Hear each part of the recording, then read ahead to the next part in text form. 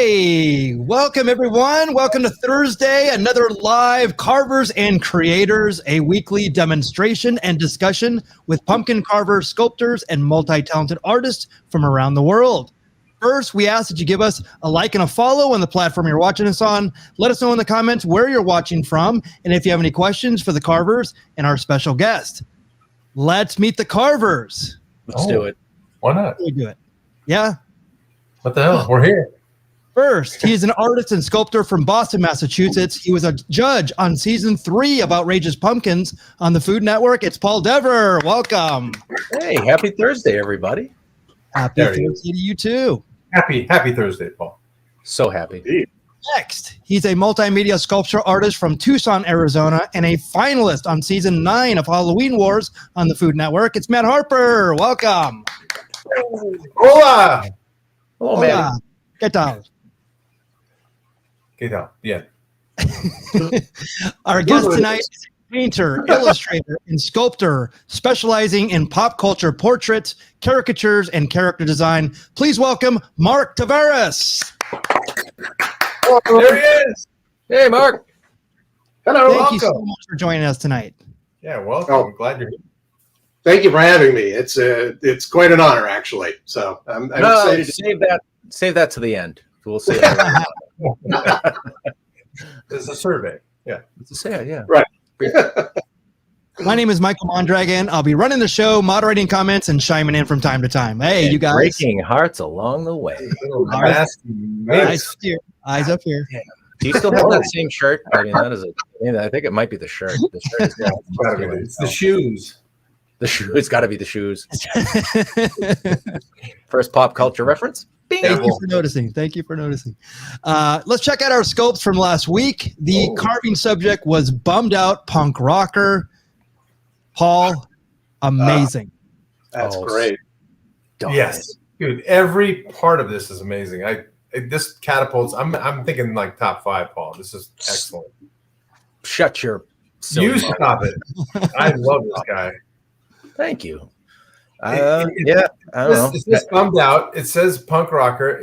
The nose ring, the eyebrow, everything about it, Paul. It's just, and the coloration with the hair. It even looks like it's like dyed somehow. And I know it's close to the skin. Every part of it, Paul, outstanding. I love it. Thank you. I really do appreciate that. There was a lot of bummed out pumpkin sculptor while trying to figure out what to do with the hair, especially after I saw what you had done. And it was like, uh-oh. And there's not a lot of haircuts. I mean, honestly, punk rock guys, get your shit together. You need a bigger variety of hairdos.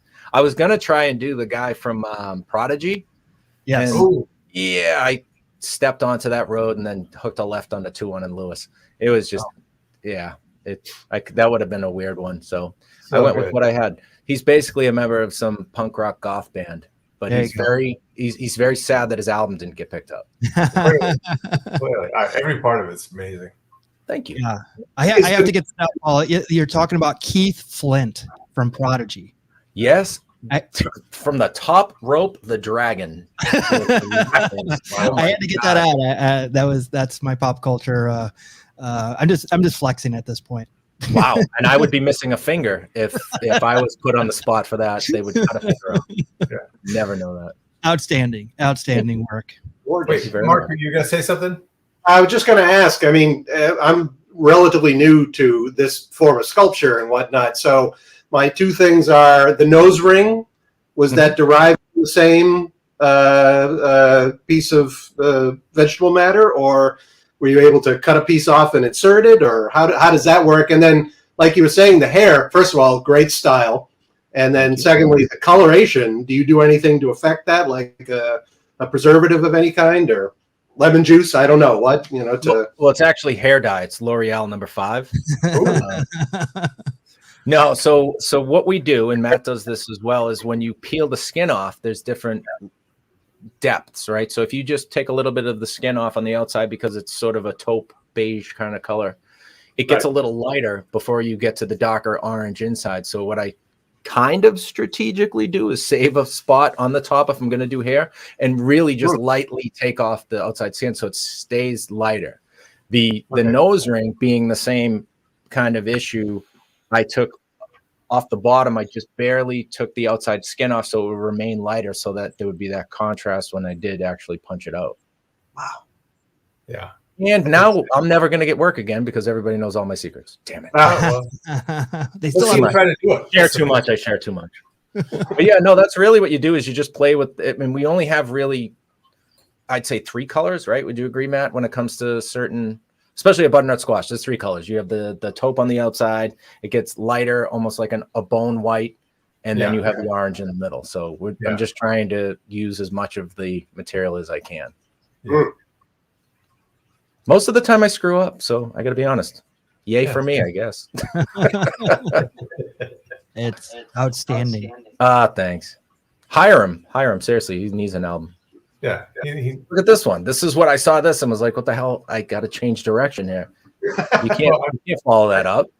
Well, so I was like trying to get the bummed out thing, and then I finally had to pivot to punk, and luckily I had some room to do some piercings. But the beauty of this one is you kind of or 3.5 colors. I don't know, because you got that green, and that made up, and so I did the same thing, Mark. I kind of carved out of the back strips that would be the nose ring, the lip ring, and then the eyebrow piercing, but it just kind of punches it out. And it just left the top as the skin around the top. Yeah, but that's something that has to be so premeditated, because you know how it goes. We'll start clearing surface marks much as you would a canvas, and sometimes you take too much. You give yourself too much canvas, and then you go, "Oh my God, I wish I had the go back button because I could have used, the green of the skin for the mohawk or whatever." So Matt hit it perfectly. The strip on the lip is my favorite part of all of it. It's so tight. It almost looks like you kind of planned that one too. It does. You can't tell you took it off the back.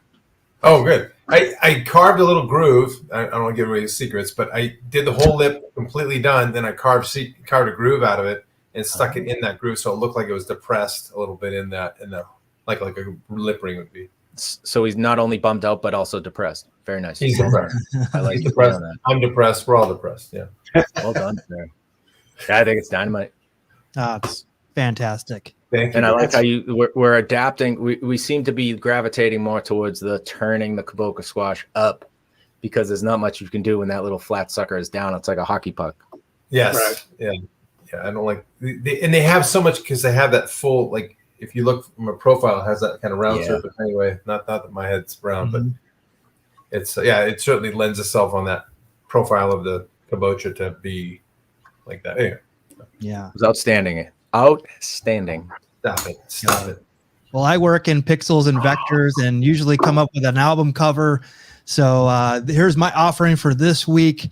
The bummed out. Oops, I went too far. Boom. Oh, nice job, Mark. Yeah. We got a preview. Punk rocker, and then you know what? It's funny that I was trying to think of I was looking up mohawks, and I was like, so many people, and I'm just like, I'm throwing Mr. T in there. He should have more punk rock credibility.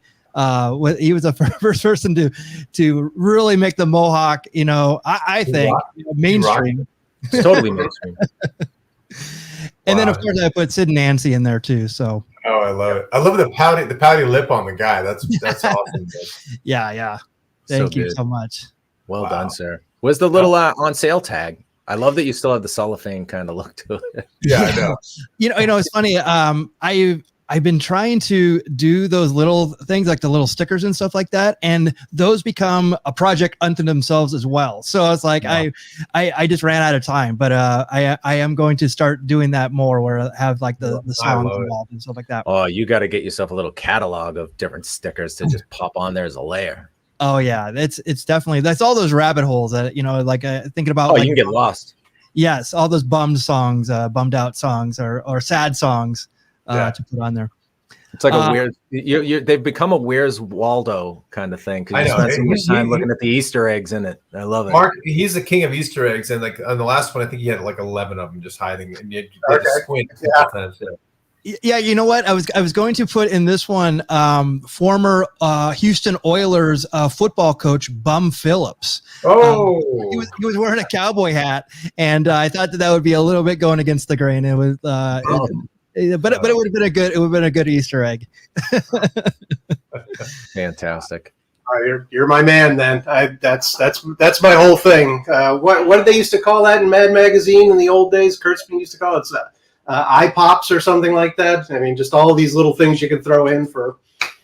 To keep you looking forever. Yeah, you would look at the little columns and stuff like that, and you'd see like the little drawings and stuff like that. Those were amazing. Yes, for sure. I love all that stuff. Well, Mark, I want to introduce you to the fourth member of Carvers and Creators responsible for our carving subject tonight. It is the hollow wheel, the center spinner, and as always, Paul will tell you more about it right now. Excellent. Well, hello, everybody. Welcome back. Another Carvers and Creators. Mark, let me introduce you to the wheel. Okay, so what we're going to do tonight is we're going to spin this wheel twice. The first time we spin it will be the subject that we have to try and carve on the fly, and the second spin will be the emotion or attribute that we have to apply to the first spin.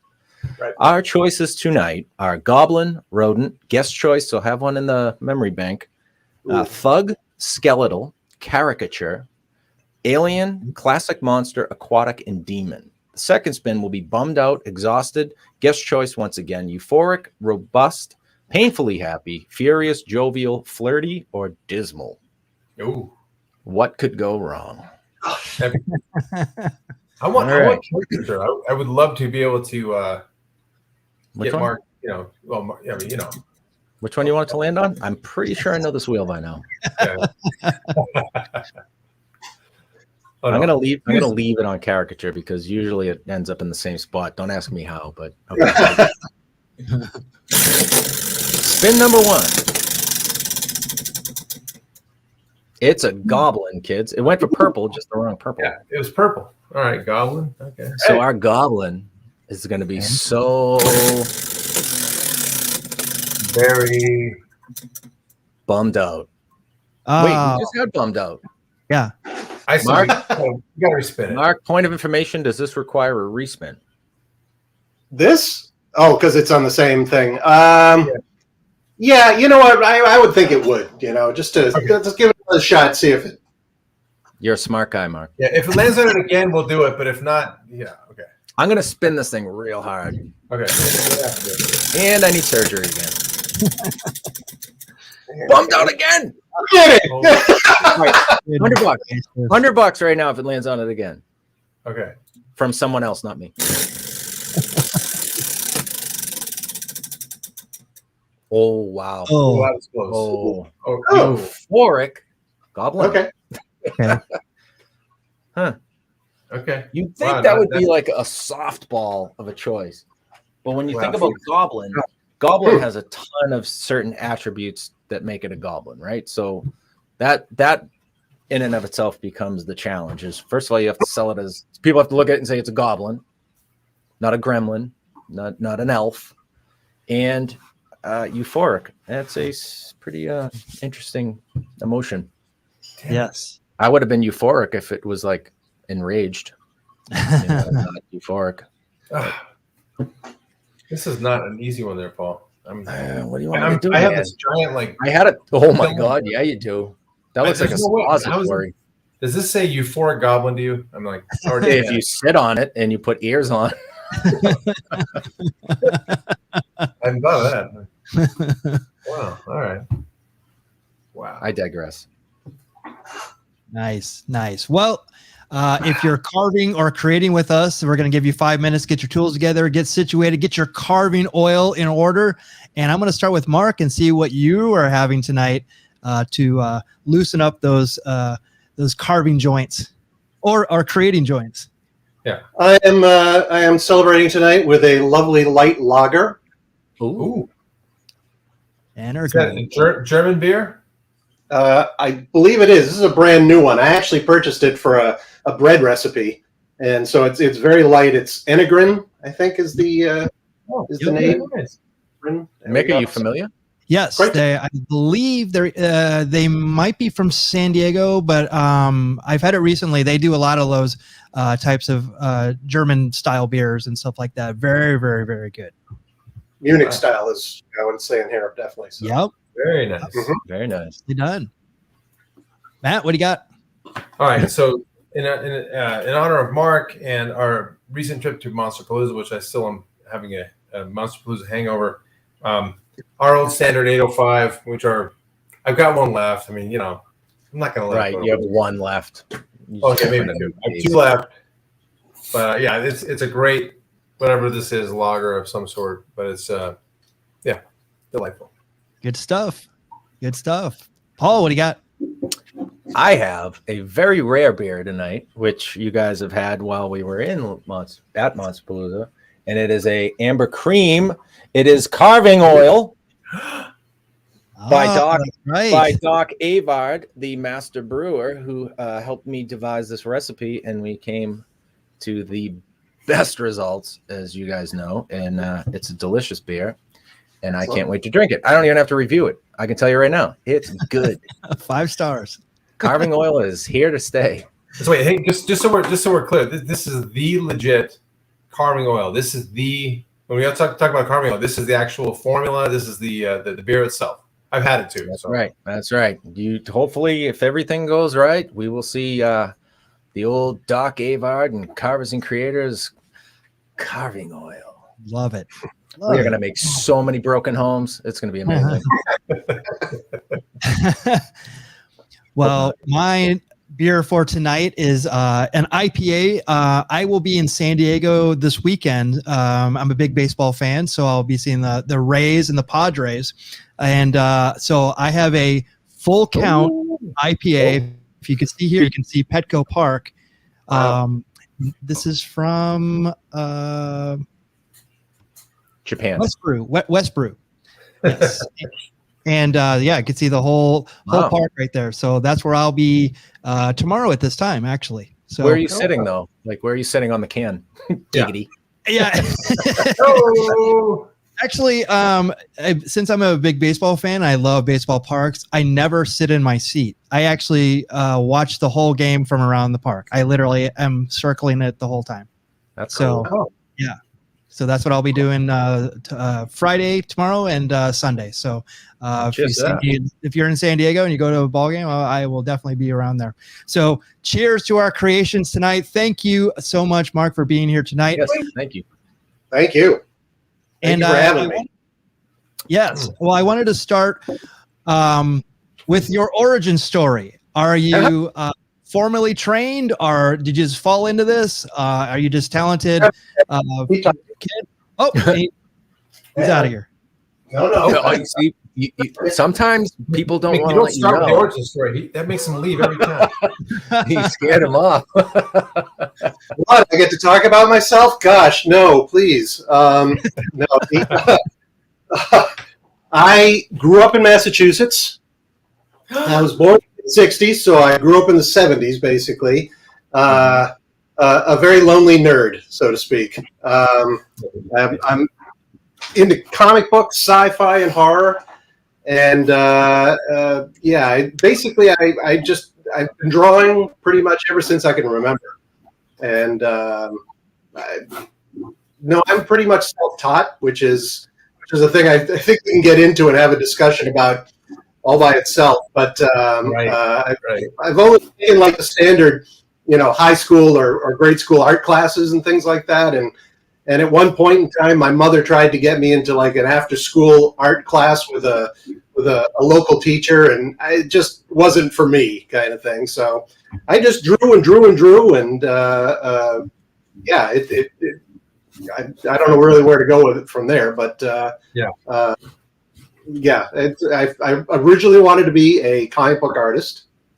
Because I lived and breathed Marvel Comics growing up.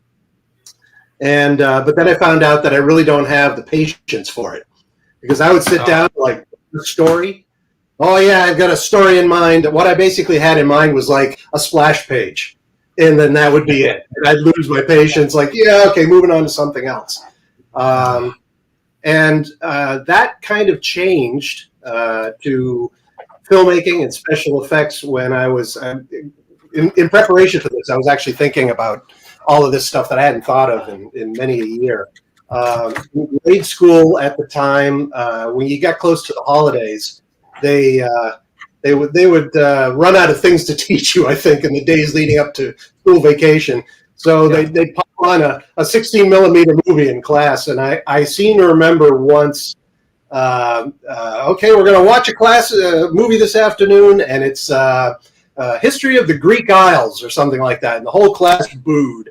And then the movie starts up, and it's Jason and the Argonauts, which is this nice Ray Harryhausen classic, which I didn't know at the time. I had no real knowledge of those kinds of things, special effects stuff like that. And so we're watching the movie, and if you're at all familiar with this absolute classic of his, there's a point at which the Argonauts make it to, I think it's the island of Colossa or something like that, where they have these giant statues of the gods. And Hercules, of course, goes and does something bad against the rules of the gods, and the giant statue of Talos comes to life. And that was where I saw for the first time stop motion animation and special effects, and just that was life changing for me. Wow. And that led to other things like Planet of the Apes, and I was a big Star Trek fan. I still am a huge Trekkie. And then of course you get to 1977 and Star Wars, and that pretty much takes everything for everyone. So at that point, I really wanted to get into movie making, and my mother found a great place called the Charles River Creative Arts Program. Paul, I don't know if you've ever heard of this. It's in Dover. River? Charles River Creative Arts Program. No, I mean, I know you know Charles. Okay, well, it doesn't exist anymore in its previous form. But it was a summer arts day camp that I went to as a kid, and that really opened me up, because, like I said, I was a shy kid. I was a super nerd, and back then, when you're growing up in Millis and whatnot, the nerd thing didn't quite go over well. You had to be into sports and that kind of stuff, and that just really held no interest for me. So, I'm all over the place here. You'll have to forgive me, but basically, I kind of just sort of developed this artistic pursuit on my own as a kid, and my parents, who were art dealers and art collectors, they would take me off every weekend, it felt like, to go either shopping for or setting up at antique shows and selling. So I got to spend a lot of time basically by myself with a sketchbook and a stack of comic books, and that was kind of my thing. I really loved doing that.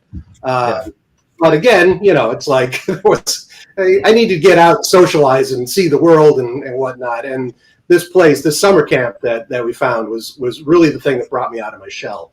It was a place that you did everything art related, painting, sculpting, filmmaking, theater arts, all that stuff. And it was just a really, really incredible place. And they put me on the path, I feel like, to eventually go to film school. When I graduated from high school, I went to Emerson College in Boston. Yeah. And then once I graduated from Emerson, I moved out to California, because by that time, my interest had shifted to the then burgeoning field of makeup special effects. Oh. And so I started doing that sort of thing, mask making, creature design, that sort of stuff. Wow. Well, that's funny that you say that, because I know you as being the photo we see, making these amazing caricatures and these paintings, and the sculpting obviously comes into play. By the way, that's one of my favorites with the Bill Murray. Yeah. Thank you. I don't know you as a mask maker. This is fascinating to me. We're learning things right now, boys. Yeah, I did 20 years in the special makeup effects industry. I came out in '88. I got into it in Boston. It was, that would be about, I graduated high school in '83. So '83 to '87, I was in college, and it was, American Werewolf in London had come out a couple years before. The Thing, just these landmark films that really showed this amazing new art form of special makeup effects. And that just blew my mind. So I took a theatrical makeup course in college. And then through that, and through an ad in the back of a magazine they used to call Cinemagic, that was released by Starlog Press for people who like to make movies in their backyard with their Super 8 film cameras and stuff. Yeah. they had a want ads in the back, and there was a company called The Makeup Place where you could buy supplies for making prosthetics. And turns out that was right down the street at an office building. I went down there. I met the guy. Eventually, we struck up a friendship, Dennis Curcio, and he took me on for a semester, and that was it. The deal was sealed. And so afterwards, when I moved out, I always plan everything really, really well. I moved out in '88, which was, I think, right in the middle of a writer's strike, kind of like what we're in right now. So there was like virtually no work. And I also had a terrible, terrible portfolio at the time. Because, again, the whole thing about being self-taught, you know, I never took art classes. I never took classes for sculpting, for painting, for anything like that.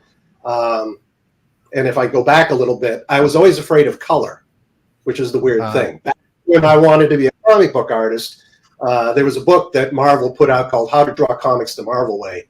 And that was a Bible for me for a few years of my life. And I would get right up to the point where they started talking about doing inking with a brush, and that panicked me. And then I didn't even get into coloring my artwork at that point. So I never really learned. I was always more of a black and white line art kind of guy. And then once I got further on into special effects and then into special makeup effects, I realized I have to learn sculpting. I have to learn painting. I've got to do all these things. So I just dove right in with no real idea of how to pursue it. And so my early portfolio was terrible. It was garbage. Yeah. But I went out there and I had it, and I thought, all right, I'm going to give it a go, and we'll see what happens. And a friend, when I first came out, I worked for a friend who was making knockoff Freddy Krueger masks in his backyard. And he was selling them to the local magic stores and costume shops. And so I did a little bit of that, worked for him, and he gave me a list of makeup effects shops. I called every one of them. Most weren't hiring. The ones that were took a look at my book and said, thanks, but no thanks. Oof. And then I finally managed to get in with, I want to say it was my last phone call. And it was a brand new company called K&B FX Group, which is now like one of the leaders in the industry. Yeah, they're absolutely cool. And so I, you know, like the old story goes, I started at the ground floor with these guys, and they took me on, and I got to do all the scut work, as it were, learning how to use the chemicals, then proceeding to making molds, doing all the technical aspects. And then slowly but surely, you're around all these great sculptors and artists, and they would come through all the time, you know, working on various jobs and whatnot. You get to see all of this stuff and just learn by osmosis. I wish it were that easy. Obviously, it was like, you know, I mean, seeing it is one thing, but then, you know, applying it is another. And that was that taken a long time, obviously. But as sculptors, you obviously know all this, you know. So well, what I love about your story, though, and it kind of resonates, and the guys will back me up when we talk to really any artist that does this for a living the way you do. It's the same. I had an amazing experience as a kid. I found the right school / teacher / cool thing that would just kept motivating me, and then I was in, and I didn't let anything else stop me. I think that to me is a great lesson, just really for anyone when it comes to like art, because, you know, forget your age or how you started or when you started. It's more of like you have that passion, and you weren't gonna let anything stop you. And anyway, I really, really resonate and love that. I just wish I didn't follow it. I kind of just listened to it and said, well, I got to be practical. I can't just be hard, you know. But anyway, I love that story because it is pretty common, and a lot of people we talk to, and it's in its own fashion. But anyway, I'm just big fan of how that origin story. Yeah, there is no straight path on any of this for any artist. Oh, no. I think I got lucky, and I'll just add this, is that support systems are key. You know, point. If anybody's watching and they have kids that demonstrate any kind of, you know, art ability or just a real interest in art, I say encourage it to the fullest. That doesn't mean they're going to make a career out of it, but I mean, it's obviously, as we all do this stuff, it's very enriching to your life. And I'll just say, I've been lucky that the support system around me throughout my entire life has been amazing. First, it starts with my mother and father, both of whom, have been 100% behind, my artwork and things like that. They never looked at it and said, "Oh no, you got to get a real job. What the hell?" That kind of thing. It's like, no, you got talent. Let's see what we can do about this. Like I said, my mother found that summer camp for me. My father's always been, behind me with this stuff. And I'm, they're still with me today. I'm lucky, and they are even more behind me now, which is incredible. I think, just to be fair, when I did say that I'm moving from Massachusetts to California to make monsters for a living, they had a little bit of a doubt, But at the same time, I think they're also smart enough to say, "Okay, you do what you got to do, and we'll be here to pick up the pieces if it falls apart." Oh, I love it. Wow. But they've always been tremendously supportive. My extended family has been incredibly supportive on both sides. Aunts, uncles, cousins, grandparents, they may not have understood what I was doing. He likes drawing monsters, okay, whatever. But again, it was like, you've got talent, you go do it. My friends the same way. And then, like you said, there were some teachers.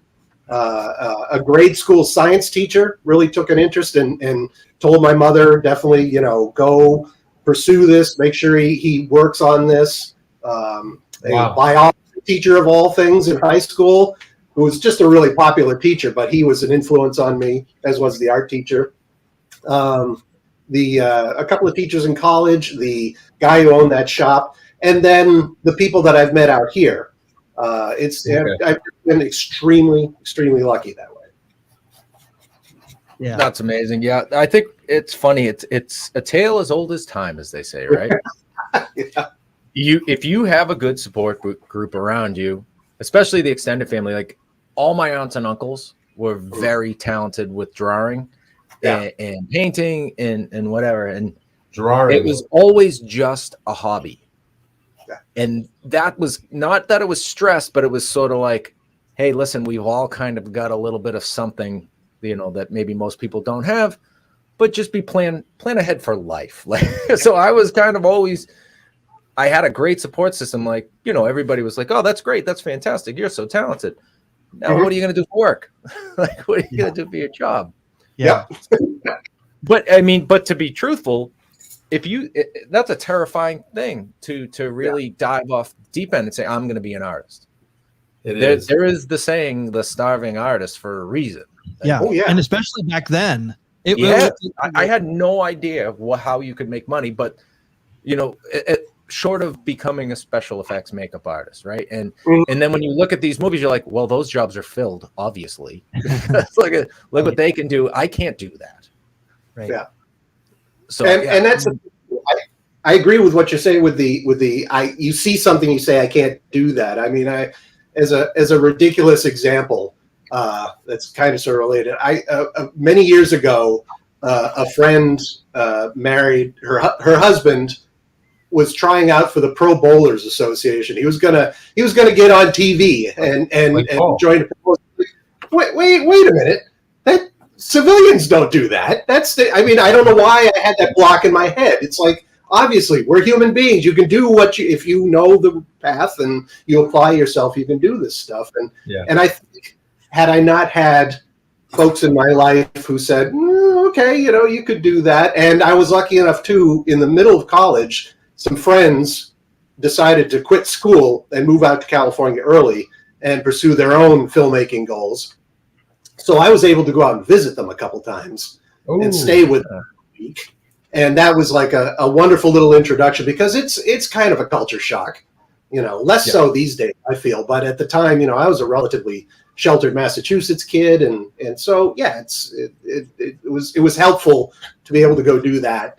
And then, my father, bless him, he gave me a ticket. Like I had some money to go out there, but he gave me a round trip ticket. He said, "If it doesn't work out, come on back home. Here's the ticket that allow you to do it," and stuff. And, so again, those things, you're relaxed enough to be able to go and try this, and know that if you screw the pooch, so to speak, it's like it's not going to be the end of the world, Yeah. So Sure, you got to spread. I mean, you can't succeed without failing, right? So you have to know what it's like to fail before you can find something. absolutely. Not to dip back a little, but you just hit a very sore subject because I had to have my bicep tendon repaired because I too thought I was going to give up this, glamorous world of squash carving and become a professional bowler after 6 months of date nights with my wife, and I tore my bicep tendon trying to throw that damn giant ball. I still have the dream, though. I still do have the dream. I will someday be on the professional bowling tour. I'd also like to put over support. I can 100% attest to support is one of the greatest things you could ever give an artist. But I am definitely going to also put over the fact that, and this is the way I came up, people telling you can't do this. Yeah. And that's not a job. And a lot of that, I did not have as much support, and I'm self-taught, much like you, Mark. And I never asked for permission to do anything, and I'm super naive, and somehow I've parlayed that into a 32-year career. And that one of the things that I did was I never asked for permission. And when people said I couldn't do something, I didn't know any better. This was my skill. This is the only thing I could do well. And I figured out a way to make it work. And I wasn't passionate about delivering pizzas. I was passionate about, figuring out how to make art. And you were talking about that because I graduated high school in 1988. And so I was probably like, right after that, I had nothing. Sure. And so immediately I went into a record stores, and I said, I didn't know how to. I go, I'm going to be in the art department somehow. I'm just going to get a job here, and I'm just going to force my way in because it's the only thing I got. And thank God it worked. But back then it was like you just had to make your breaks, really. Just like I'm going to tell Paul you'll never be a pro bowler. Just in that same let me speak into the mic right now. Yes, I couldn't afford a bowling ball, so I had to go to a record store. Mac, I want you to know something. I hope you sit on that squash and die on the toilet. So don't you dare squash. Don't squash my dreams. No, Paul. Just like Mickey said, I'm through negativity. I'm trying to get you to be, the next. Yes. Whatever. Right. But now I just want to get revenge on you for saying. Yeah, got it. How dare you? I have 2 bowling balls sitting in the other room that are pissed off. Do they have your name on them? That's the big question. No, but they do have names. That's how much of a bowling nerd I was becoming. Wow. Ooh. Yes. Yeah. Well, I mean, at least you can fall back on. I have an injury. I can't bowl because of this injury. I bowled in a league out here. We got in with some friends for a number of years, and I'm not going pro because I suck. That's so Don't you have to have a certain average? Don't you have to have a certain average for every time you bowl, you have to keep that average up. And if you go below that, you have to make those up in the subsequent bowling thing. It's very difficult. Yeah. I mean, league bowling was, I can't believe we're talking about bowling, but yeah. You can believe it. Yeah. Yeah, league bowling has a ton of rules like that and whatnot. It's been a number of years since I did it, but yeah, there was a whole thing. I mean, record keeping and all this stuff. So if you wanted to pursue a pro path, I definitely was, a lot of work. And there were some guys on our league, who were teachers by day, but what the heck, we're going to be in a bowling league, and they had arms like cannons. So I, not that I ever thought. For me, I'm not going to join, but it's like, no, there's no way. If these guys aren't doing it, then I think I got maybe about 130 average, something like that. Okay, it was great. But we're talking about big ball, not candlepin, right? No, candlepins. I tell people about candlepin. New England, right? Because I say that's amazing average for candlepin. That and duck pin. People do not believe me. Yeah. It's hard to even explain duck pin. Yeah. It's like the pin's a big ball, but you're throwing a little ball, and the rules are different. Yeah. Fair. But that's why I thought I was going to be a professional bowler, because I was painfully average, and I thought that's all you needed to have was a painful average. I bowled a 231. I thought that was pretty good. That's ridiculous. That's good. Yeah. Do you know where I was? I was in Reno, Nevada, where they filmed Kingpin. That have all those lanes and everything, and the double decker stadium style. Yeah, I was just there a couple months ago. I worked on any Munson references. And we have a picture of Bill Murray here. He was in the movie. I mean, this is well. Oh my God, the rabbit hole gets deeper. Yes, on the movie. Our company K&B made the prosthetic hands for Woody Harrelson. Yeah, and I painted up. I drew up the tattoo for the back of Randy Quaid's character and whatnot. No way. Come on, that is awesome. No way. How do we fall into these pots of pop culture gold? Oh, it's how does that happen? That's why the show is such magic. Yes, and I'd be remiss if I didn't tell you that Morgana the Kissing Bandit was also in that movie. Oh yeah, she ran up and kissed. Yeah, exactly. Yes, it's one of her last public appearances. Was it really? Is she okay? Yeah. Is she okay? Yeah, she retired in 2000 actually from her exploits. But we don't want to talk about that again down a rabbit hole. She retired at the age of 2000 as well. Yeah. And again, I'm just flipping through these, Mark. So if you want to comment on any of these, I mean, we're just admiring you're super. No, Mark, talented. is that the frame? Like, is this 3D? Yeah, walk us through this one. This is insane. I always love this one. So a few years ago, I mean, I've been doing this painting thing for a while, since about 2012. After I left K&B and the makeup effects industry in 2006, I spent some time at Don Post Studios doing Halloween masks, and that was an absolute dream job until, unfortunately, the company that owned Don Post Studios decided to get out of the Halloween business and basically closed everything down. So at that point, I made the decision to kind of jump over and try and sell my own artwork and freelance as a painter and illustrator. And that's when I started doing this stuff. But then I started incorporating the frames. I didn't see a lot of people doing this. And so for a show that I did, I know you might have it in your thing. There's a painting I did of Shelley Duvall from The Shining. Shining, it was one of my favorites. Thank you. It was a was it Stephen King show or Stanley Kubrick? I don't remember, but there was a show out in here, Burbank, called Creature Features, and they used to do themed art. Yeah. And so for that one, I decided I'm going to make the frame to look like the door, and I was very proud of that because basically I'm a terrible carpenter and I can't nail two pieces of wood together at the right angle to save my life. But somehow that worked, and all of it came together, and I thought I'm kind of onto something with this 3D frame thing. So this was a commission for a friend who is obviously a big Batman 66 fiend, and particularly he loves Eartha Kitt's Catwoman.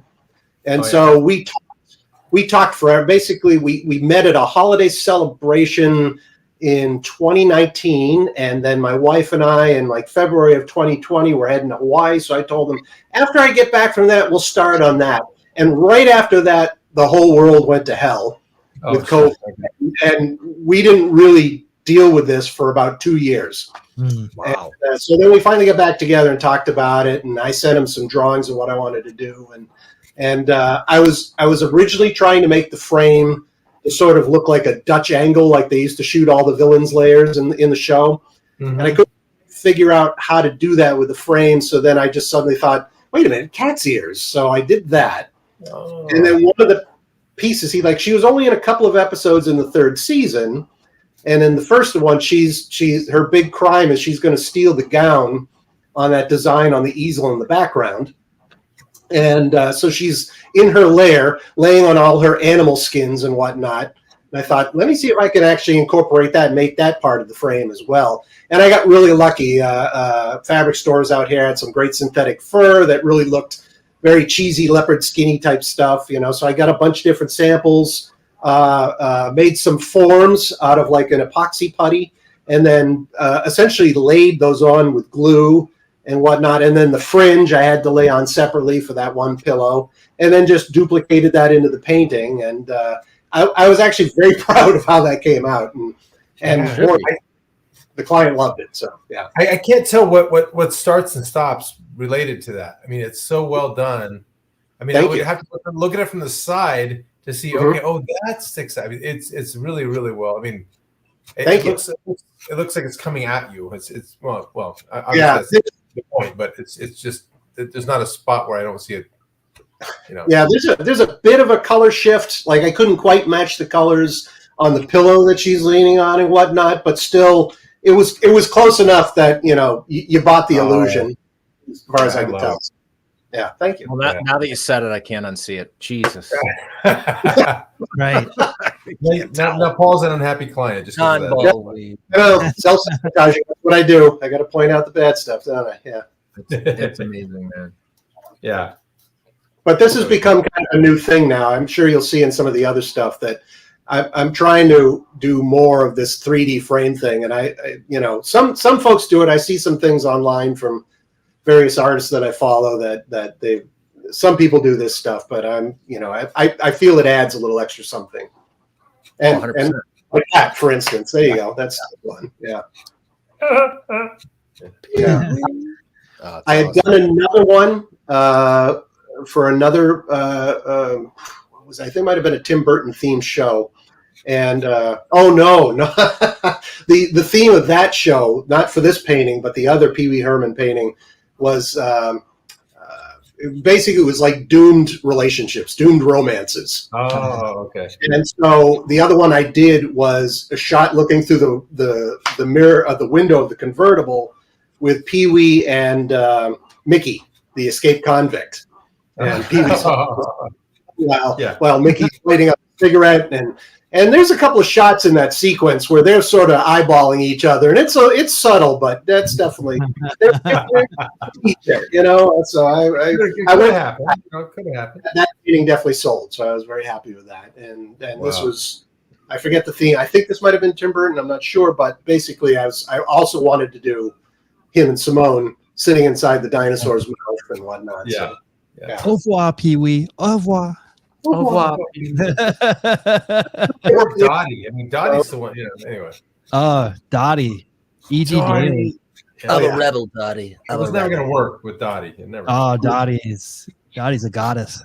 Dottie the hottie. Dottie the hottie.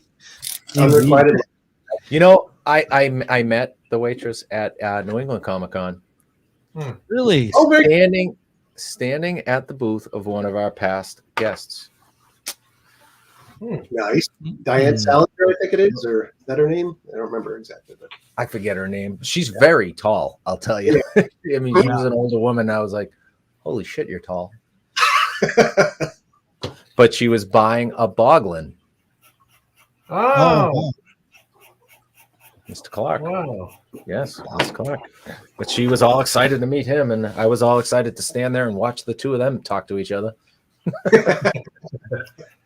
Did you get taken out by security, or was it? No, it wasn't the Canadian U.S. Open or the Canadian Open. I didn't get pummeled. Real quick before we get into this, I have to make reference to your shirt. Is that a Creature double feature? Absolutely. WLVI 56 shirt? Oh my gosh. He's New Englander. Yes, it is. Wow. I wish, had I known we could have coordinated, I would have put mine on.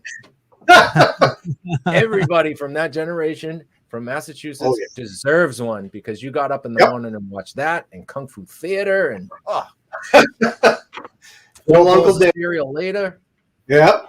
That my thing with Creature Double Feature was, the ads for it and the title sequence they cut together with that Emerson, Lake and Palmer music and stuff.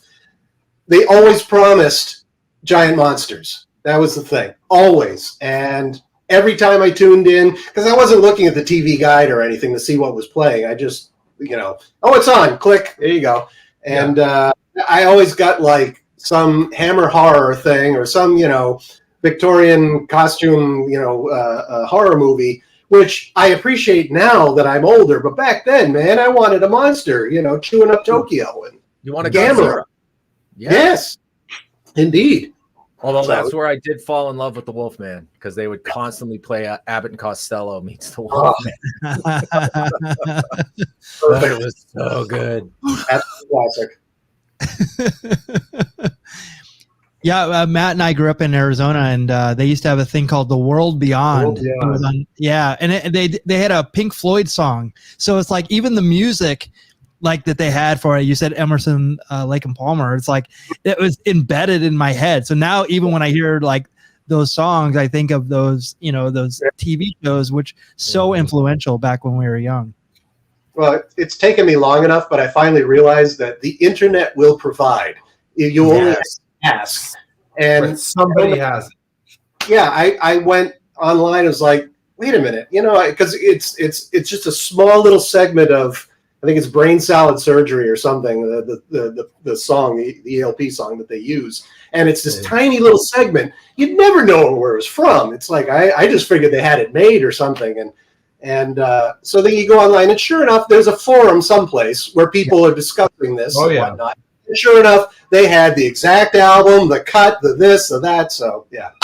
Thank God for nerds. That's all I got to say. Oh, yeah. Is nerd code for YouTube? Because that's where I get all my information. Absolutely. Oh my Yeah, God. Reddit and YouTube. Nerd is code for people like myself that are sitting on a whole bunch of VHS tapes with all this. Don't sit on it anymore. Sell it. And I need to digitize it all. Yeah, for sure. Get it out there. Wait, Mick, can you go back one real quick? Yeah, these caricatures.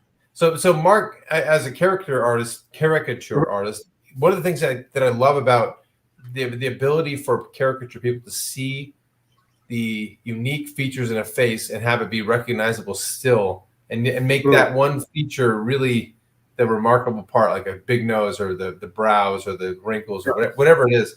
And I look at both of these, I'm like, wow, this is just, I mean, you've captured that essence. And I'm assuming that's a skill you have to learn over years, because we try to do it all the time. Paul and I think a lot of times, well, not all the time, but a lot of times in our sculpts where we're trying to like accentuate something, but have it read right. Like, okay, that is certainly a blank emotion or a blank person or that specific person. But anyway, both of these I'm just a huge fan of, because you clearly captured all that. Oh, thank you. And these were kind of early in my painting voyage, after I left Don Post and was getting into, all right, I'm going to tackle oil paints. Let's see if I can do this and whatnot. But caricature has always been like a thing with me. I know you've had previous guests.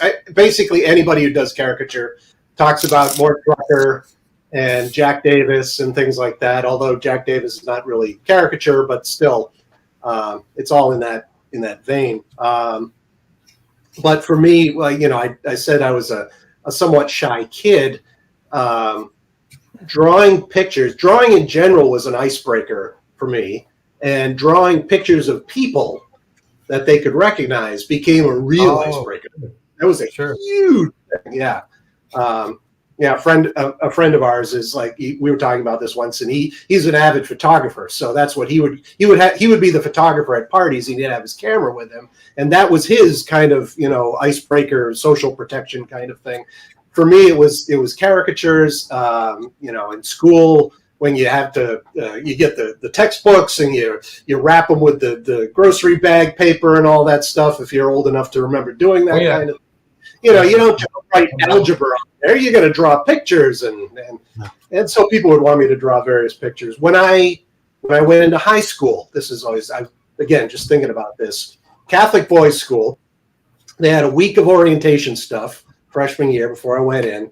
So one of the things they do to introduce you, you're in a class with a bunch of kids, and there's a senior. You're not even with one of the teachers. You're with a senior, and he's leading you through some, talking about the school and this and that. And all right, well, now we're all going to get to know each other, and we're going to do it in a unique way. Instead of having you come up and talk about it, we're going to each take a piece of paper. So they gave out paper and pencils and things like that. He says, now I want you to draw a picture of yourself. The things you like to do, your interests and stuff. So, most of the kids are drawing stick figures with a baseball bat or, whatever. Yeah. And so I draw. And again, not trained. I kind of learned from reading comic books and things like that. So I had sort of my stock male and female kind of figures, and so I drew a picture of myself that looked absolutely nothing like me, but it was definitely muscular and square jawed and a bunch of stuff around me and a woman standing next to me who had a very large chest and things like that. So, of course, they're looking through all the pictures and they get to mine. And so it's, oh, my God, and the class erupts. And, well, one of the teachers, this is Severian Brothers High School in Westwood. Yeah. So one of the brothers, Brother Harold Prey, was walking by, an English teacher, great guy. Of course, I feel like, and this guy, like, oh, hey, Brother Prey, come here for a second. And he calls him into the class and says, this is Mark Tavares. He drew this lovely picture of himself. And I honestly thought I was in trouble, but he took the thing and just walked away with it. That was about it. A couple days later, you buy your school books down in the cafeteria. They've got a whole thing set up and whatnot. And we get to the cash register, my father and I, and Brother Prey is manning the cash register. And he's like, oh, Mr. Tavares, the artist. And my father... I mean, like, what the hell did you do? That kind of thing. But again, that's kind of, that positive reinforcement you get from that sort of thing really spurred me into this. And so I've always been about faces. And when I got to K&B, I'll never, ever be known for my makeup effects work. Nothing I did during my entire career of makeup effects will be going down in the history books. What I will be known for by those I worked with is all the caricatures I used to do at the shops. All our work tables were covered in butcher paper. It was just an easy way because you'd make tons of messes with plaster and the chemicals and this and that. Just rip the table paper off and replace it at the end of the night. And if you needed to work out something, if you're trying to explain to somebody how you need something done, you just grab a Sharpie and draw it right on the table. It's a very efficient way of doing it. I started doing caricatures on the table paper, and it kind of became a thing. And at the time when I started, there were 3 partners who ran K&B, and it was kind of a rule because I would draw the bosses too, and that's not really the secret to career longevity in most cases. But there was sort of an unwritten rule that if I made 2 out of the 3 partners laugh, then I was okay. I wasn't getting fired that day. And they were all really just the absolute best sports. They encouraged it. We did a lot of this stuff. So it's just what I've gravitated towards. This, when you look at stuff like what you've got on screen, Ray Harryhausen just has the absolute best face, especially as he got older. In his last decade, he was just like, Gino Acevedo. I used to work with Gino, and I picture many times. Oh, we love Gino. Love Gino. Fantastic. Yep. Speaking of brilliant artists that I can't compare. Unbelievable. Yeah. And then the Martin Landau from Ed Wood was just another thing. I mean, I wanted to draw him in his Dracula pose, but I found a wonderful reference of him where he was just turned to the camera and making this weird face. And it was just such a great high-res photograph. I thought, well, let's do it. And these were purchased by a friend of mine who passed on, and I've recently... they were given back to me, so I've sold one. I'm currently trying to sell the other, and I'm going to donate the profits to charity in his name. So, that's beautiful. Here's another one. Speaking of the 3D frame thing and whatnot. Yes, that is dynamite and insane. Thank you. I'm very proud of this one. Huge fans of that movie, and just have posters on their walls of that movie. If I meet somebody that isn't a fan of this movie, they're not allowed to talk to me ever again. Even my kids will sit. This is the only movie that I've sat and watched with both my kids. Yeah. My younger one goes, musical. But then he gets into it and he's like, all right, the songs aren't that bad. But what a good movie. Absolutely amazing. And the original ending. I wish they'd gone with that than the dark one. When everybody dies. The dark one every time. Yeah. Oh, it's fantastic. But this one was for obviously a little shop themed show that for last year. I think the stage show or something hit a major anniversary milestone. And so there's a gallery in Pasadena where I've been doing most of the stuff lately called the Sugarmint Gallery. and they're right across the street. Well, they're right next door to the Michael Myers house, the house that they shot for the original Halloween and whatnot. So, wow. So that's kind of her thing and whatnot, the gallery. But we do all sorts of shows there. And so this one, unlike the Ghostbusters one where I did a clay sculpture and made a rubber mold and then reproduced it in like an epoxy resin backed with fiberglass cloth, this I wanted to try styrofoam carving. I had never done it before. And the Stan Winston School of Character Arts, I see their ads all the time, and I know a lot of people, a lot of my former workmates in the business teach for them and things like that. And I saw an ad where they were doing a class on carving, like out of blocks of white styrofoam. And I had only ever carved the gold polyurethane foam before. I'd gotten a chance to work on a Tournament of Roses parade float back in the year. Wow. I think, yeah. The dogs love that, by the way. Terry Harden. Was Terry Harden a guest on your show?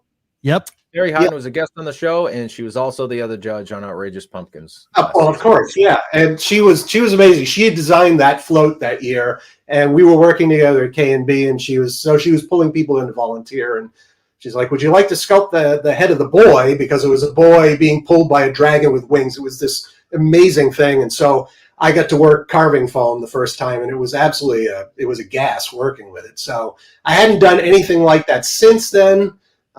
So I knew that the standard white insulation packing styrofoam was an entirely different animal. So I just watched the clips of what this guy was doing with like a hot wire and some other things like that, and using a heat gun to kind of help melt the shape a little bit and get it. And so I set about doing this thing, and it was terrible. I was about ready to just pitch it because I really thought, no, this is not working. I can't get it smooth.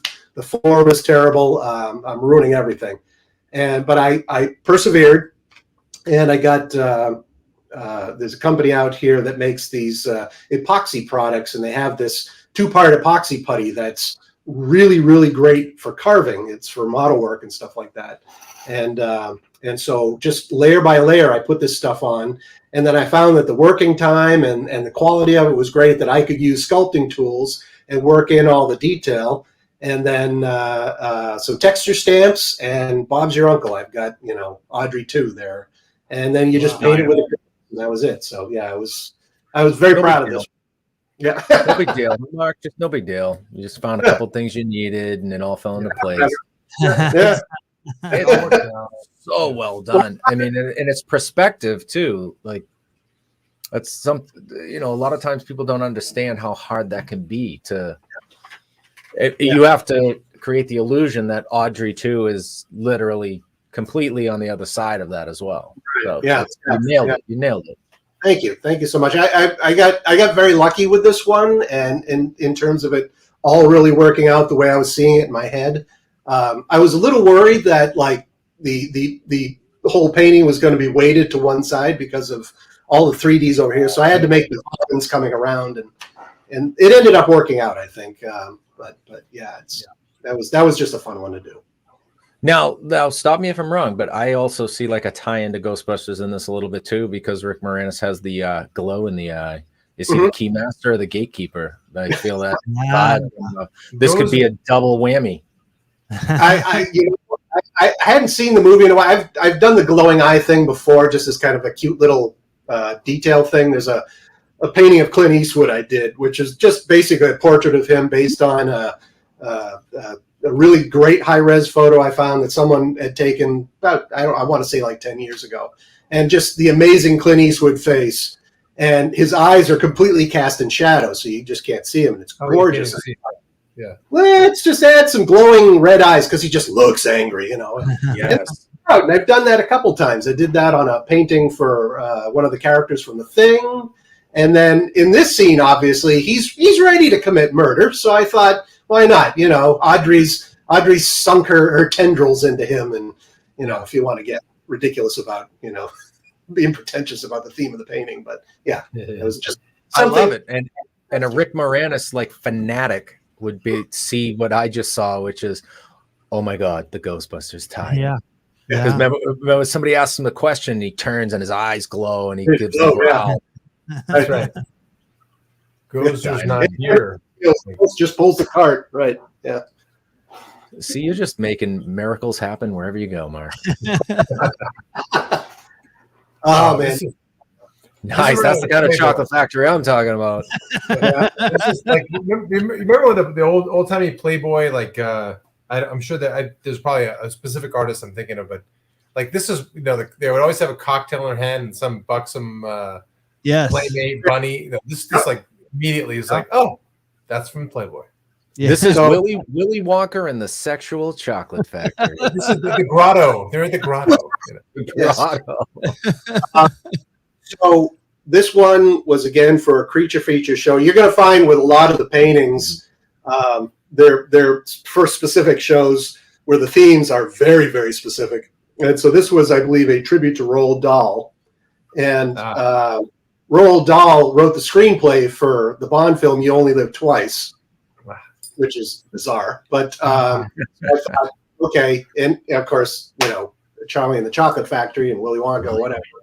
But, so I thought, I love Robert McGinnis, is the illustrator who did a lot of the classic Connery Bond movie posters, and I think he was teamed with another guy named Frank McCarthy. Don't quote me on that, but McGinnis's stuff is just absolutely gorgeous. I mean, the way he paints women and things like that. He did a lot of like book covers, like detective novels, things like that. Just amazing stuff.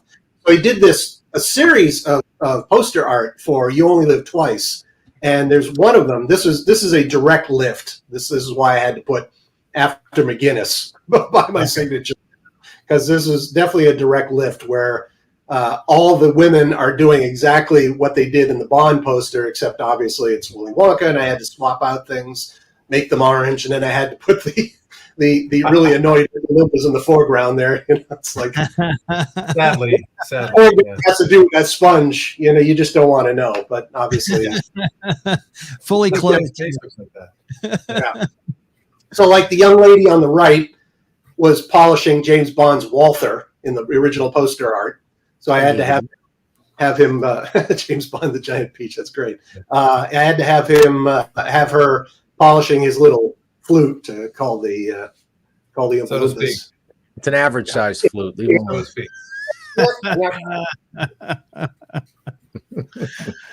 So good. Would you think you were going to be able to tell this story, Mark? There's too many innuendos in this picture to tell. Yeah, just a few. Yeah. We're going way more than meet the eye. That's for darn sure. Oh my God, the longer you stare at it, like the Krauser staff is coming up with one every 5 minutes. You're like, I got a new one. I got a new one. Oh, that's fantastic. That's what makes a great painting, right? Great. When you can literally be like, I got a better title. I have a better title. Hang on a second. Yeah, hang on. I like that his jacket is neatly hung up back there, but yet the Oompa Loompas are fully closed. And they get in here. They're not. Yeah, Nikki, you can do whatever you want. Oompa Loompas on that. Little known fact, that was the Oompa Loompa skin, like that. The whole time. The whole time, it was people.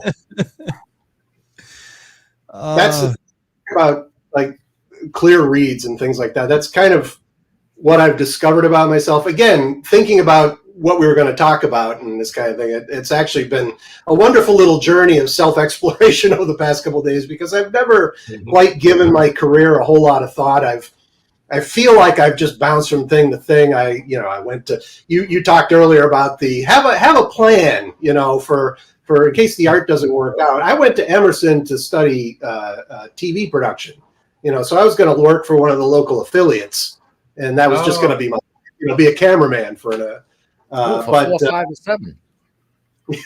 Yeah, exactly.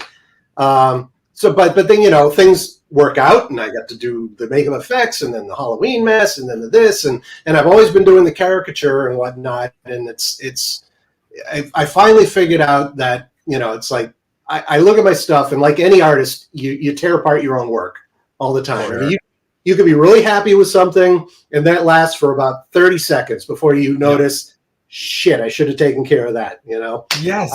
Yeah, all the time. All the time. And so it's one of those things where I had to be honest with myself when I was leaving Makeup Effects. It's like, I'm never going to be the artist I think I am. There are way too many people who are, you know, just leagues and leagues better than I am in this business. So trying to find something else. And even in this stuff, it's like, again, I was watching some of your older episodes to kind of get a feel for the rhythms of what you guys do. And I watched your Thomas Fluharty one, speaking of an absolutely amazing illustrator. Yeah, he's amazing. And, you know, there's a guy who obviously went through some training, has dedicated his life to drawing and painting and doing all this stuff. And I've kind of floated and done things and whatnot. And even though I love this, I realize I'm never going to be the best draftsman in the world. But what I can hopefully bring to it that separates my stuff, say, from other people's is a composition or an eye for a particular joke that you know, someone can look at it like you guys are looking at this one and say, I see that detail. Oh, I get that. I see. Yep. All right. I understand that. And the deeper, the more arcane the reference, I'm actually happier. My father looked at some of my art and just said, like, does anybody get this? You know, it's like, and he means that in the most positive ways. Like, you know, I mean, you do want to sell these things, right? It's like, yeah, I know, but it's me, and this is the kind. I have to find the audience, you know, for this stuff. Yeah, but in fairness, like, if you find 1,000 people that are super fanatical about what you do, that's all you need. You don't need millions and trillions. It's not. That's the thing that we grow up is like, we have to serve like the whole population. Is no. Oh, this find is your tribe, right? You find the tribe. And I've been very lucky with the selling of originals. I've met a couple of collectors who've bought some of my pricier stuff, and I'm deeply grateful that I found that. It's just it's just a wonderful thing, you know. That, and you're right. It's like you don't need a million. You need one. You need 100. You know, that kind of thing. It's just the ones who really get you. And if you're pricing stuff at the right, you know, you can do this. It can work. So 100%. Yeah, 100%. I mean, not for me and Matt and Mick, but for everybody else. This is a favorite one of mine. Dynamite. This was a show. I'm trying to remember. It was Creature Feature show. I think it was an anniversary of King Kong. I mean, obviously it's about King Kong, but yeah, it's I'm pretty sure the show was dedicated to King Kong. So I decided to take on the 1976 Dino De Laurentiis King Kong. Yes. And I've heard stories about that in my Makeup Effects career just forever. And how Rick Baker, over on the left, magical creature creator Rick Baker, was the guy in the suit. But of course, Dino De Laurentiis was more interested in promoting Carlo Rambaldi's giant 60-foot standing animatronic con that did nothing except bend its hands backwards and drop a couple of pieces of the cage that it was supposedly in, and that's it. And it got all the press, and Rick Baker busted his nuts on that movie and didn't really get anything out of it. So I had heard these stories, and I thought, all right, I'm going to do my Mad Magazine version of this. And this is based on the famous photo of Muhammad Ali standing over Sonny Liston, I believe it is. When he took a dive, and he's like, "Get up!" You know, that kind of thing. And so I was doing the same thing, where it's, you know, obviously Rick Baker's King Kong beating the crap out of Rambaldi's Kong, which of course won the Oscar, you know, whatnot, and or an sitting on the ground there. The Oscar. Yes, you've got Carlo on the right in the blue shirt. You've got Dino, you know, oh my conch, you know, it's whatnot, and the director John Gillerman. And I was very proud of the Jeff Bridges and oh my God, I can't believe her name just popped right out of my head. Oh, I know. Terry. Nope. Jessica Lang. Jessica Lang. Jessica Lang. Thank you. Oh my God. My apologies, Jessica. Anyway, and then all this stuff, and so we get to the show, and I've got it up, and Taylor, the guy who owns the store, loves it, and there's all this other great stuff, and they've got work in there from an illustrator named William Stout, Bill Stout is one of these guys who's worked on tons of movies, designed characters for Return of the Living Dead, has worked in comic books, all sorts of stuff. If you've seen his stuff for dinosaurs and his dinosaur artwork, you totally recognize it if you're not familiar with the name. He worked for De Laurentiis. I know he's been sort of around this story and things like that. And I just went off my memories of what had happened. Mm-hmm. I didn't actually do the research and confirm any of these details. So the show, and this thing's hanging, and William Stout's in the other room, and he's coming in, and I'm thinking, oh my God, I suddenly got that doubt in my head of like, did I misinterpret this story? Am I wrong? Is this, And thankfully he came in and in no uncertain terms confirmed the story and to his exact words, but he had unfavorable things to say about the creation and whatnot. But yeah, it went over fairly well. So I was very pleased with this one. Yeah. So cool. Thank you. So cool. Yeah, these I'll tell you about these real quick. This is obviously from 2018 when the first of the most recent 3 Halloween movies came out. Halloween Kills, Halloween Ends. So that was the year the first one came out. It was a huge deal, and the Sugarmint Gallery had a show like they do every October. Their Haddonfield Welcome to Haddonfield show, which is always Halloween centric. And so this particular year, she decided to combine the theme with haunted houses. And I had no idea what to do until it kind of sort of came to me, the Haunted Mansion, the stretching. And the pictures that stretch down. Yeah, they start with when you go down. In fact, I have the originals right behind me in their frames. The ones from. Wow. You can kind of see them. Oh, wow, yeah. Turn it a little bit. There you go. So you can see those. All right. So we did this. I did these things. I thought I had 5 weeks. Turns out, because of course I can't do math, I had 4 weeks to get these 4 things done. I had done some research because I was convinced. I mean, I've seen a bunch of mashups with Star Wars and things like that. I was convinced somebody had to have done this before. They did not. I couldn't find it anywhere. So then I had to pick the movies I was going to do, and I decided, well, let's just tell the story of Jamie Lee Curtis's character, Laurie Strode, from the first one to the second one, then jump to the So you get the scenes that tied in as best as possible with the composition of the Haunted Mansion paintings. Yeah. And the second one I had a lot of fun with, just because it was like 2 or 3 years later, and Jamie Lee Curtis looked completely different by that time, and it was supposed to take place like 15 minutes after the first one ended, so they got her wig and all this other stuff. It's really ridiculous. And then the next one jumps to Halloween H2O, where she came back to the role. And at the end of that movie, she supposedly chops Michael Myers' head off with an axe. But as we find out in the next movie, that did not happen.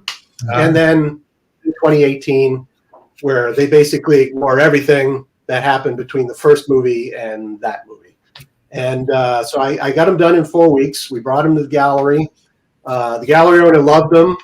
A guy I used to work with, a gentleman, a fantastic artist, a makeup artist named Chris Nelson, was working on, he did all the makeup effects for Halloween 2018. He even has a small role in the movie as the cop who gets his head cut off and turned into a pumpkin, which is really lovely. So we're at the gallery, and he's like, would you mind if I sent these over to Jamie Lee Curtis? I'm like, mind? No, please do. Don't bother asking permission. So we did. And a short while later, and again, this was, I thought this wasn't COVID, obviously, because it's not 2018.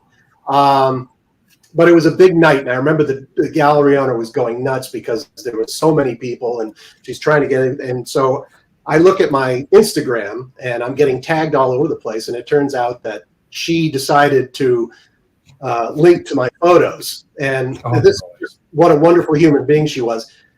She's like, "Oh, Mark Tavares has done it again." Blah, blah, blah. I've never met her in my life. I don't know her at all, but she really was absolutely phenomenal. Wow! And that that boosted my Instagram profile quite a bit. And that made the gallery owner very happy because she tagged the gallery as well. So. Oh, wow. Yeah. Nice. So, Well, now that you're friends with Jamie Lee Curtis, you're our inside track to getting her on the show. I heard she does watercolors. Sure, I'll let her know right after. Quick phone call. We're good. One call. So again, to go back to something before we talked about where it's like, I look at this now. I mean, this is only 4 years ago, and I see about 5 million things wrong with it because what I find when I'm painting is like, I think after a while I just kind of lose steam on things and I fall back to bad habits. Instead of going through the full process of really doing tight compositional renderings just to, plan everything out, and then color comps and all these other things you're supposed to do to work out all the problems before you touch paint to canvas. I kind of just jump in. And I also had time problems too, but once I'm starting to run low on time, it's like, this is good enough, and I finish. And so it's like, I'm sure we all do that to some degree, but I look at it now and it's like, again, I realize that's not necessarily, tight rendering is never going to be my gift. And I was told this by a friend. It's like, you really concentrate on making things easy to read. They can look at your stuff and really get the joke. I mean, and then if they look at it more, they can see the other layers, the other things that are going on. So, and that's, can I take the pressure off for you? We all do it. Yeah. Okay. Yeah. Thank you. I do it every Thursday night. Yeah. Paul and I have one extra wrinkle where we start spending so much time on something. Yeah, there we go. Frazzle Stash knows it's not so you have to abandon your work as opposed to finish it because you never. But the point being, like with these, there comes a point when you're sculpting a squash and you sit there and go, wait a minute, I've just put 5 hours into this thing, and it's rotting as I'm carving it. And am I going to do all those extra details? Well, yeah, we are. But there's a fine line where you finally are, all right, fine. I'm just this is good. This is fine. Yeah. These guys and then you post the picture and you go, shit. I should have done one more hour. That's what I forgot. So much fun, but yeah. Is that Danny Trejas? And it's Danny Trejo. I every once in a while I'm silly enough to think that I could participate in one of these like what is it, Jurassic June or Inktober or one of those internet things where every day I'm going to draw something off this list they put together of 30 days of different actors. So I think I got 2 done, and this was last year for Inktober, and I was doing these in like acrylic wash as quick as I could on illustration board, just scraps of illustration board I had around. So Danny Trejo was one. I like the Kevin Bacon. He's okay. I love the Kevin Bacon. I think it's great. I want to go for more these things like guys like Sebastian Kruger and whatnot who can really, if they want to, stretch the forms almost to infinity, it feels like, and still maintain, you know exactly who it is, but it's just wacky. I can never really do that. I have to keep kind of sort of locked to the form. But I don't think you can say that. And based on the Kevin Bacon, I don't think you can say that because honestly, that's Kevin Bacon. But he looks more like a pig now too because he's bacon. Well, and that's the other thing. I find I lose the energy. Do you guys do that with your sculpture? I mean, sometimes if you're really like, oh, this is great, and I'm working on the forms and working, and it's like, wait a minute, this was much more dynamic about 45 minutes ago. What happened? Yeah. Once every Thursday. The trail was better in terms of that sort of thing. So that's another thing I like to work at is, keeping as much of the energy and the vitality in it as possible. Yeah. Well, let's look at the what the Carvers are doing. No. Your hand. That's amazing. Still blocking. I gotta figure out what I'm doing here. I'm staying away from the mouth because I have a couple different ideas. I was gonna originally glue on like sort of an extension for the nose, but this thing is really solid. So I'm assuming that most of what I've got done is gonna go away and get pushed all the way back. Right. Because I think it's solid to about here. So if I play it right, I mean, I could pull it back almost another inch, which would really bring this nose out to get that that Meg Mucklebones kind of, Oh, perfect. you know what I mean? Right, goblin kind of thing. And then for euphoric, I always think of like a shit-eating grin and like a like the beginning, like that when you first feel the weed when you were a kid. I mean, not a kid, a 21-year-old legal adult. That's Right. Yeah. Well, sorry, but yeah. So I don't know. I'm gonna stay away from this portion. Is basically what I'm doing, and I got a lot to play with. I think I want to get this almost finished, not finished, but the form finished. Like, I mean, goblins aren't really chubby, so this guy's going to be kind of gaunt. I'm going to really suck in the. You'll see the skeleture. I can't say that word. Never could. Skeleton. The skipper the boo. Jack Skellington. Skellington. Skeleton. I can't even do it. Jesus Christ, I can't even write it. This is how I know I'm not an artist, Mark. That's what I'm telling you. I don't even know the words. I'm like the thing. I'm going to do the beep bop and the hoop hey, and then I'm going to flip it around to the other side, and I'm going to put a little glue on it and call it a day. Boom. Bob, we know what you're talking about, so it's all good. I mean, do you probe into the thing to see what your depth situation is? Do you have a feel like you know? Well, it depends on their attitude. It depends on the attitude at the beginning. If they're giving me the eye, then I'll probe a little deeper. You know what I mean? But no. Usually, what we'll do, Mark. So the big end of the butternut, that's the seed cavity. Sure. So we'll take. I mean, we kind of know how deep they're going to be anyway. They're probably like an inch and a quarter thick. So we'll keep going, and then as we go, we'll keep pushing and checking to see what we have left of material. Once you get a little push, you're under like a half of an inch. You still got a little ways to go, but if I did the probing thing, that would be like you planning out your shit, you know? Like, well, realistically, I have this much, so this is what I can do. No, I like to just wing it and then go, it looks like I'm gluing that back on. See, that's like a proctologist. It's my fault Jack Kirby is one of my favorite comic book artists. Well, I mean, you know, the creator of the Marvel universe and whatnot, and his whole thing, I bought into this legend of his that he would start in the upper left-hand corner of the comic book page he was about to draw and just go and just draw straight out of his head. And I thought, that's what you have to do. That's, you know, you're not good until you can do that. And of course, I'm never going to achieve that. But still, oh my goodness, that's messed me up for ages as far as not planning everything out. So I'm trying to retrain as I've gotten older now. It's like reference material is good. And planning is okay. So, you know what else is okay too? And this is the weirdest thing. This is the second thing that I thought of today that we've talked about, which is don't compare yourself to anybody else. There's already one of that person. You don't want to be the next so-and-so. You want to be the first you, right? Absolutely. You want somebody to one day be like, I was inspired by Mark. Yeah. And that's one of the top things in the world to actually learn, Yeah. Just being comfortable with what you do. Yeah, steal like an artist is basically it. Become the artist, like have inspiration, but be the artist you want to be through those inspirations. You know, so you're a sum of all the parts of the people that you're inspired by. Indeed, for sure. Yeah. Agreed. Thanks. Let's look at what Matt's got going. I don't know why I'm not in very good focus. Oh God! Holy shit! Look at the nose on that. You glued that on. You had to. I did, and it's all jacked up. So I might have to do another one. I would have literally quit pumpkin carving forever if you didn't. And my dog's even mad at it, so he didn't. Your dog's calling you a damn liar. He knows you carved that. It's glued on. But the point, I was trying to get the mouth to be, what is he, euphoric? So he's got this like Paul, like you said, like a shit-eating grin, like he's happy. Yeah, I don't know. Euphoric. Anyway. Anyway, but so the other thing about goblins is they typically have some goblin ears. So I think this guy will have some kind of kind of Dobby, that's the right name, like goblin-y kind of Dobby, the guy from Doblin. I like Doblin-y actually. Oh, there we go. Is that better?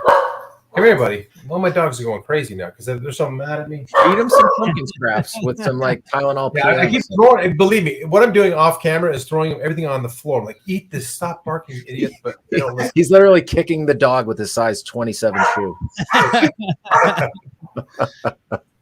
Yeah. Anyway, so it's just blocked out right now. It's going to be a mile away from here. He'll be done. Turn it to the side real quick. I'm going to kill the dog. The side. Let me see the side. See, you got look at the profile. You got a profile so quick, and it's such a short, really stout nose. I'm jealous. Yeah, that's amazing. Character in that. That's great. Great job, man. I hate you guts. That's the New England in me. Mark, you know. Great job. You suck. So I definitely wanted to this one was for me. I'm a big MASH fan. So Colonel Potter, I remember this episode very well. I totally popped when I saw this. It's absolutely outstanding. And so kudos on this one. And this one's for Paul right here. This is outstanding.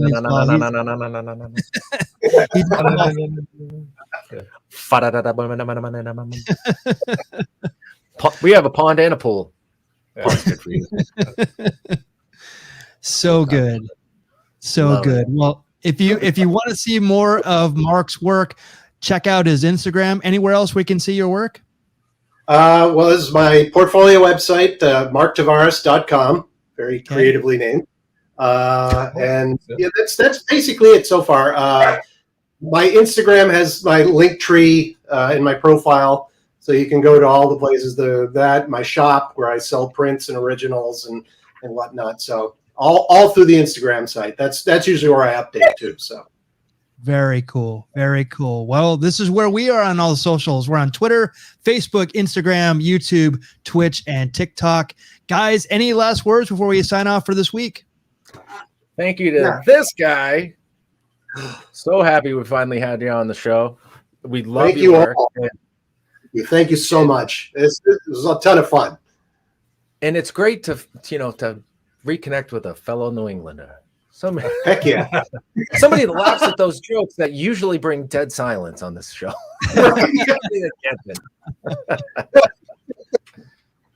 Yes.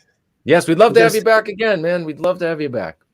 Thank you. Have me back in 2 years' time when I can talk about this current job that I'm working on. It's just It's a 2-year job. He already gave NDA. Huge thing. Yes, I can't say any more other than that, but it's you'll love it. Oh my god! All right, so we won't talk about it next year at Monsterpalooza or anything. Not at all. Not at all. Awesome. Well, thank you, Mark. For Matt Harper, Paul Dever, I'm Michael Mondragon, and we will see you next Thursday with another Carvers and Creators. Thanks for joining, everyone. Good night. Thanks, guys.